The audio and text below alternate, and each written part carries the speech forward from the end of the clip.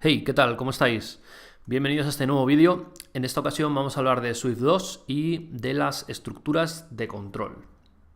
Bueno, ¿qué son las estructuras de control? Bien, las estructuras de control nos van a permitir controlar el flujo de ejecución de nuestra lógica, con algunos recursos como pueden ser bucles o iteraciones, elementos que se repiten una y otra vez hasta que una condición pues deja de cumplirse. O también tenemos bifurcaciones, es decir, que a lo largo de la ejecución de nuestro código, pues digamos, si pasa esto, haz esto, y si pasa esto otro, es otra cosa. Comprobaciones y otras muchas, ¿no?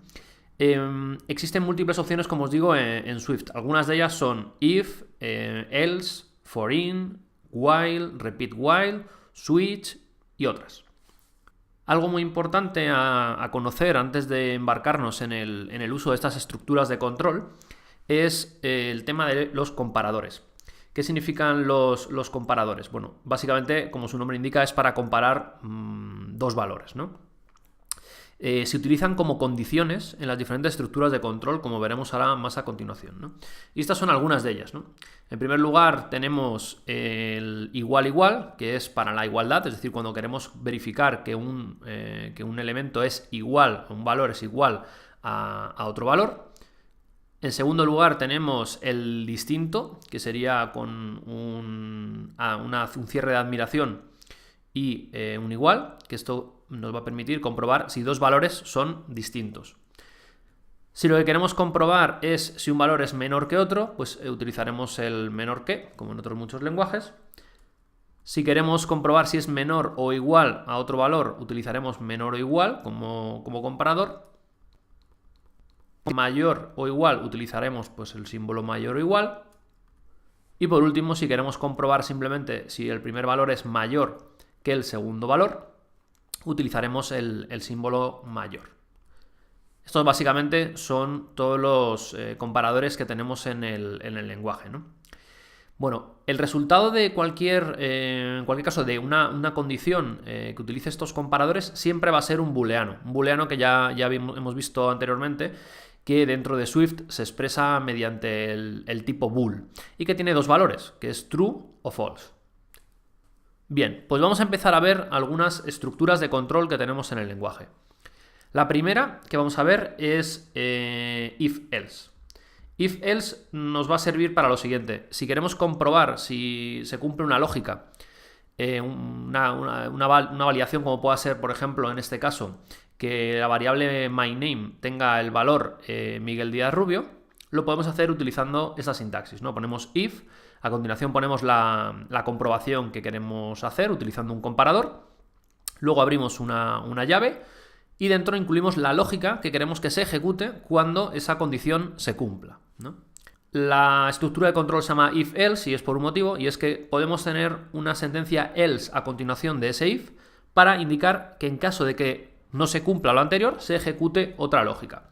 Esto realmente se puede incluso hacer anidamientos. A continuación tenemos otra estructura de control, que sería la sentencia switch, que nos va a permitir establecer una bifurcación a través de varios posibles valores o varias posibles condiciones. En este caso lo que estamos haciendo, por ejemplo, de decir switch myName, lo que estamos dándole es diferentes opciones.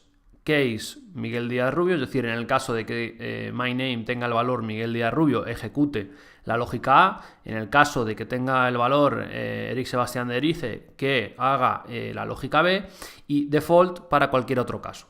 Aquí es importante destacar que cuando utilizamos un switch tenemos que cubrir todos los casos posibles para los diferentes valores que puedan darse, ¿no?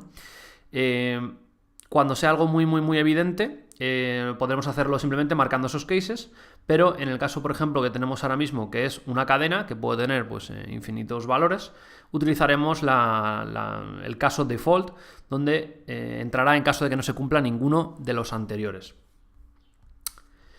Bien, a continuación entramos en la parte de las iteraciones o los bucles. Lo anterior eran, digamos, bifurcaciones o comparaciones o comprobaciones, perdón. En el caso de los bucles tenemos en primer lugar el bucle for in, que lo que nos va a permitir es hacer una iteración de un código que está dentro de las llaves por un número determinado de veces. Ese número determinado de veces, pues en este caso, en el primer ejemplo, si os fijáis, dice for index in 1 hasta 5, pues eso entrará y lo ejecutará ese número de veces. Y en segundo lugar, podemos utilizar también for in para cuando estamos iterando pues una colección de valores, que ya veremos más adelante en qué consiste, ¿no? Pero imaginemos que tenemos un listado de diferentes nombres, que en este caso están guardados en la variable names. Podemos hacer un for name in names y eso lo que hará será iterar la lógica que hay dentro de las llaves para tantas veces como nombres haya dentro de la variable nombres, ¿no? Bien, otra opción que tenemos de bucles o de iteraciones es el uso de la sentencia de control while. While nos va a permitir definir una condición, en este caso estamos indicando que el contador sea menor que 5. Vamos a poder ejecutar la lógica que hay dentro de las llaves mientras que esa condición se cumpla. Aquí entramos en un terreno donde hay que tener cierto cuidado porque a diferencia del for, aquí podemos definir por error una condición que nunca se cumpla, en cuyo caso se generaría un bucle infinito. Entonces lo que estamos haciendo es básicamente decir que el contador sea menor que 5. Dentro de este bucle while estamos pintando por consola el valor que tiene el contador y a continuación lo estamos incrementando en 1. Como veis, esa es una de las formas, es la forma más simplificada de incrementar el valor de una variable, en este caso entera, en un valor. En otros lenguajes y también en Swift, incluso hasta esta versión, hasta la versión 2, se utiliza el más, es decir, ponemos el nombre de la variable y más, pero no hemos querido incluirlo como una posibilidad dentro de este vídeo porque ahora con la llegada de Swift 3 es algo que va a desaparecer, con lo cual cuanto antes nos acostumbremos a dejar de usarlo, pues mejor que mejor, ¿no? Bueno, pues por último, a nivel de iteraciones o bucles, tenemos la sentencia repeat while, que básicamente lo que va a hacer es lo mismo que la sentencia while, solo que se cumpla o no se cumpla la lógica de nuestra condición, al menos el bucle se va a ejecutar una vez. Es decir, cuando la lógica de nuestro código llegue a este bucle repeat while, va a entrar dentro, va a ejecutar lo que hay dentro de las llaves y a continuación va a preguntar si el contador es menor que 5. Si se cumple, volverá otra vez arriba al inicio de la llave donde está el repeat para volver a ejecutar todo el código, pero si no se cumple lo que hará será salir. Es decir, la única diferencia entre el uso de while y el uso de repeat while es que en el caso de repeat while la lógica sabemos o debemos conocer que se va a ejecutar al menos una vez. Por último, y aunque realmente no se trata de una sentencia de control propiamente dicha, creo que es interesante destacar que bueno, dentro del desarrollo de aplicaciones, como sabéis, trabajamos con múltiples versiones del sistema operativo, aunque en el caso de iOS es más limitado, no como en el caso de Android, que hay más diversidad de versiones vivas, digamos. Tenemos una sentencia de control a través del uso de if que podemos comprobar si nos encontramos en una versión o en otra versión. Esto antiguamente se hacía de maneras pues de lo más peculiares y ahora ha quedado simplificado, como veis en este ejemplo, ¿no? Podemos preguntar a través del uso de la directiva almohadilla available. Podemos indicar si nos encontramos en este caso, por ejemplo, en iOS 9 o en OS X 10.10. De esa manera entrará dentro del if. Esto lo podemos utilizar cuando vamos a hacer uso de APIs que únicamente estén disponibles pues, en una versión concreta del sistema, ¿no? Si nos encontramos, por ejemplo, usando APIs de iOS 10 y hay una alternativa a esas APIs, pues podemos hacer un if diciendo si estamos en iOS 10 usamos esto y si no está, pues os mostramos un mensaje al usuario de en su versión de sistema operativo no se puede hacer uso de esto o por el contrario utilizamos la alternativa que haya de código para ello, ¿no? Bueno, como os digo, no es como tal una sentencia de control, pero es algo que creemos que debíamos contar, ¿no? Y las propias guías del lenguaje de Apple lo incluye dentro de este mismo ámbito de estructuras de control, ¿no? Bueno, vamos si queréis a hacer algunos ejemplos. Pues ya estamos aquí en un playground en blanco y vamos a poner en práctica todo lo que hemos visto en las diapositivas, ¿no? O gran parte de ello. Bien, en primer lugar vamos a, si os parece, declararnos, por ejemplo, una constante que se va a llamar, como poníamos en algún ejemplo anterior, Married, y le vamos a decir true. Vale, imaginemos que queremos ejecutar una lógica, por ejemplo, queremos imprimir casado cuando la persona esté casada y soltero cuando la persona pues esté soltera, ¿no? Imaginemos que queremos imprimir esto. Bien, pues para ello haremos un if y le diríamos cuál es la condición, lo podemos poner entre paréntesis o sin los paréntesis, como prefiramos. Podemos decir if married, abrimos llave, damos un enter y aquí podríamos meter la lógica de cuando está casado, que sería esta de aquí, lo podemos cortar y pegar aquí. Y a continuación podemos poner else y dentro del else podemos pegar soltero.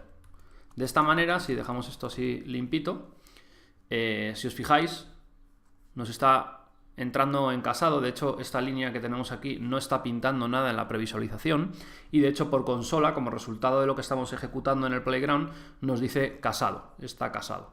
Si le cambiamos el valor de married y le ponemos false, veis que ahora nos pone soltero y entra por soltero. Es bien sencillo, ¿no?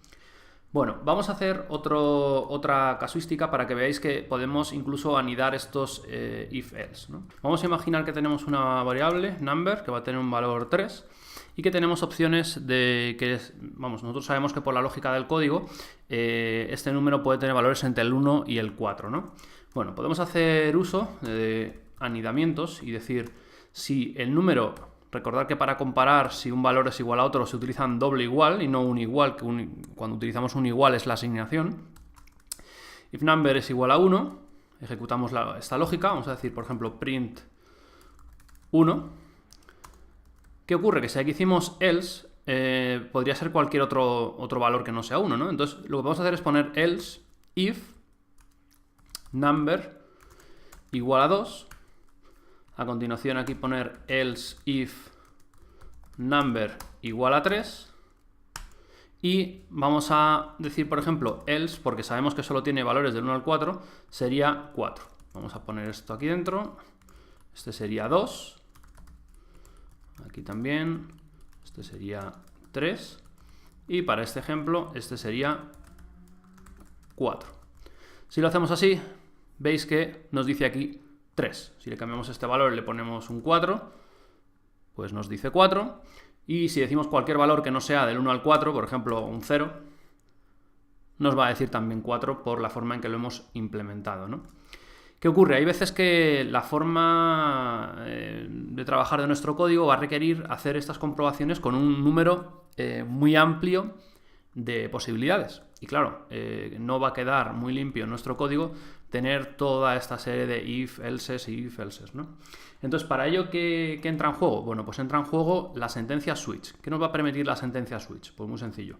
Vamos a poder decir switch, vamos a indicar qué es la variable o el elemento con el que vamos a hacer esta comprobación y vamos a decir switch, en este caso number, y dentro vamos a poner, utilizando case y un valor, por ejemplo, case 1, vamos a hacer print 1. En caso de que sea 2, vamos a hacer print 2. En caso de que sea 3, vamos a hacer print 3. Y en caso de que sea 4, vamos a hacer print 4. Bien, si nosotros dejamos así nuestro switch, tenemos un problema y es que no se cubren todas las opciones que hay, ¿no? Porque realmente el number, vamos a venir aquí, perdón, nos faltan los 2 puntos al final. Vamos a poner también los 2 puntos aquí, aquí y aquí. Vale, si hacemos el switch de esta manera, veis que nos dice, nos da un error al final y si lo pulsamos nos dice que el switch debe ser exhaustivo. Entonces, ¿qué es lo que ocurre? Es el ejemplo que estábamos viendo en las diapositivas, ¿no? Nosotros realmente, para este caso, sabemos que con las 4 opciones, nuestra variable number únicamente va a tener números del 1 al 4, pero la realidad es que esa variable al ser de tipo entero, que es el tipo de dato que va a inferir en este caso al haberlo inicializado a 0, puede tener infinitos valores. Entonces, ¿qué es lo que tenemos que hacer para resolver esto? Bueno, pues incluir la cláusula default y podemos, si os parece, poner, por ejemplo, aquí otro valor cualquiera. Bien, de esta manera, si guardamos, veis que nos entra por otro valor cualquiera. Si le ponemos a number un valor 3, por ejemplo, nos va a ir por el caso del 3, ¿no? Entonces, bueno, esto es algo interesante porque nos permite incluso, ya veremos más adelante, que la sentencia switch, los case no tienen por qué ser tan sencillos como poner un valor, sino que podemos poner varios valores, podemos poner incluso un rango de valores para decir, por ejemplo, pues si está entre el 1 y el 18, haz esto, y si está del 18 para arriba, pues haz esto otro, ¿no? Y es realmente interesante, ¿no? Bien, esto sería lo que hemos visto en cuanto a sentencias de control de tipo de comprobación, ¿no? Para control del flujo del código. Vamos a ver ahora algunos casos de iteraciones. En primer lugar, veíamos el uso de for in, ¿no? Vamos a hacer un ejemplo, si os parece. Vamos a decir for. Podemos poner una variable que va a contener el índice a lo largo de la iteración. Y decimos for index igual a 1 to... for index igual a 1, 5, así, y decimos print index. Perdón. For index in, y nos falta otro punto aquí para hacerlo así. Bien. Como veis aquí, si le decimos imprimir y veis por consola, nos está imprimiendo 1, 2, 3, 4 y 5. Realmente cuando le decimos esto, que se denomina rango abierto, quiere decir que nos va a imprimir del 1 al 5. La forma de poner rango cerrado, si no me equivoco, es de esta manera. Le decimos 1 a 5 pero sin llegar a 5 y veis que ahora nos pone 4 del 1 al 4. En todo momento, cuando utilizamos iteraciones, en la barra de previsualización veis que nos sale un mensajito con el número de veces que se va a ejecutar nuestro código, ¿no? Imaginemos que en nuestro caso queremos pintar 10 veces, vamos a decirle de 1 a 10, y lo que queremos pintar es, perdón, hay que poner otro punto, lo que queremos pintar, por ejemplo, es el texto hola, de esta manera. Bien, esto como veis se ejecuta 10 veces, nos pinta hola 10 veces, y aquí veis que 10 times, ¿no? Bien, una cosa importante es que no tenemos por qué utilizar, si no lo vamos a utilizar dentro de nuestro código, el indicador del índice en el que nos encontramos de la iteración, podemos sustituir esta variable por este símbolo. El código queda exactamente igual y al sistema le estamos ahorrando declarar una variable que realmente pues no le vamos a dar ningún uso, ¿no? Bien, veíamos otra opción que era el iterar colecciones. Vamos a hacer un ejemplo, vamos a dejar esto sin borrarlo. Vamos a venir por aquí. Y vamos a hacer lo siguiente. Vamos a declararnos una cadena, que vamos a llamarla, por ejemplo, string, que va a tener el texto hola. Bien, nosotros realmente decíamos que podemos iterar con el bucle for, podemos iterar una colección de valores, que todavía no hemos visto lo que es, pero lo veremos más adelante. Pero también una cadena realmente es una colección de valores, porque es una colección de caracteres, ¿no? Entonces podemos hacer, por ejemplo, un bucle for y decir for cat o char in string punto, y aquí tenemos una propiedad que se llama characters. Podemos hacer un bucle de esta manera y aquí decir, pues voy a hacer un print de char. Le damos a guardar y veis que nos escribe la H, la O, la L y la A de este texto. Si ponemos, por ejemplo, una admiración al final, pues veis que guardamos y nos pinta cada uno de los elementos. Entonces, como veis, tiene, digamos, dos usos. Un uso sería para hacer pues, una iteración controlada, un número de valores, del 1 al tal, y otra opción sería para recorrer colecciones, como ya os digo, que ya veremos más adelante, ¿no? Bien, otra cosa que vimos en las diapositivas es el uso de while y repeat while, ¿no? Vamos a hacer un ejemplo. Vamos a dedicar a definir una constante que va a llamarse, perdón, una variable que se va a llamar cont, que va a tener un valor 0, y vamos a decirle que mientras que contador sea menor que 10, ejecute una lógica. Esa lógica tenéis que aseguraros siempre de que no entra en un bucle infinito, porque si aquí ponemos, por ejemplo, print adiós, está pensando. Vale, veis que empieza a poner aquí times, es decir, se ha quedado en un bucle infinito, con lo cual siempre queremos pintar algo y a continuación, vamos a ver, vamos a decirle cont más. Vale, esto como decía es una opción que tenemos, pero si os fijáis, si damos aquí a la alerta, nos va a decir que esto está deprecado y va a ser removido en Swift 3, con lo cual nos recomienda el uso de más igual 1, que es lo que hemos visto en las diapositivas. Otra forma más larga de hacer esto mismo es decir cont igual a cont más 1, ¿no? Esto ya sobre gustos como lo queráis hacer. Bien, aquí si os fijáis, si nuestro contador es 0, estaría entrando, pero si nuestro contador, por ejemplo, tiene un valor 11 o tiene un valor incluso 10, veis que no entra dentro del bucle. Sin embargo, cuando utilizamos la sentencia de control repeat, vamos a ponerle la misma condición y vamos a ponerle dentro el mismo código.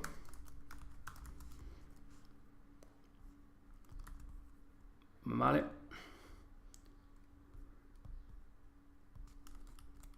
Perdón. Tenemos que poner repeat while. Vale, pues en este caso, si os fijáis, igual que aquí no está entrando porque 10 no es menor que 10, aquí 10 tampoco es menor que 10, pero repeat while, como decíamos, se va a ejecutar siempre una vez, con lo cual se pinta. Estas son las dos formas que tenemos para hacer bucles con la sentencia while y que dependiendo de la casuística del código que estéis haciendo, pues es probable que os interese utilizar una u otra. Bueno, pues esto es todo lo que os queremos contar de estructuras de control. Esperamos que os haya gustado y nada, nos vemos en el siguiente vídeo. Hasta luego.